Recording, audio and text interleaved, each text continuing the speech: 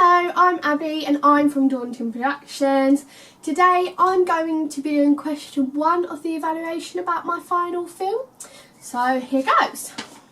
In my media film I use many typical codes and conventions that are seen in real media productions. For example, I used dark lighting, spooky sound effects that built up tension, mise-en-scène and a confusing plot. In my group, we decided to use dark lighting in our final film as I felt as if it was a In my group, we decided to use dark lighting as we felt this was a common feature used in horror films in order to create effective horror and fear. For example, in all the scenes we filmed when it was dark, and therefore this made our final product scarier because it wasn't bright and sunny. In my group, we also decided to use spooky sound effects. However, I feel as if we developed this feature further than most horror films as we used this code and convention as a key element of creating fear. This was because our final film was a dream and therefore we wanted to create the illusion that the victim was imagining things, and we relied on the sound effects to emphasise this.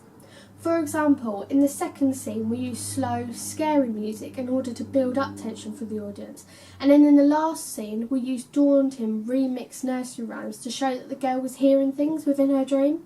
However, in most horror films sound effects are used to build up tension in scary scenes. However, we use sound effects throughout the whole film.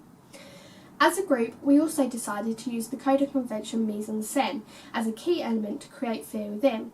I feel as if we challenged other horror films with our mise-en-scène because, for example, costumes that we used were pyjamas, and not many horror films use this type of costume to create their characters.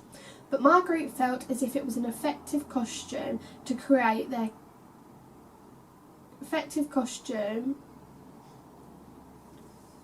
As a group, we decided to use the code of convention mise-en-scène as a key element to create fear within. I feel as if we challenged other horror films with our mise-en-scène because, for example, our costumes that we used were pyjamas, and not many horror films use this type of costume to create their characters. But my group felt as if it was an effective costume in order to create fear, as it gave the audience the impression that I was more vulnerable. And therefore, this is why I feel as if my group challenged other horror films' use of mise-en-scène.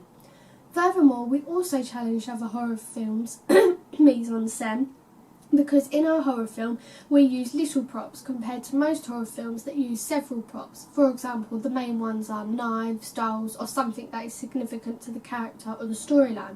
However, we decided to limit the amount of props and present fear through the editing, makeup and sound effects.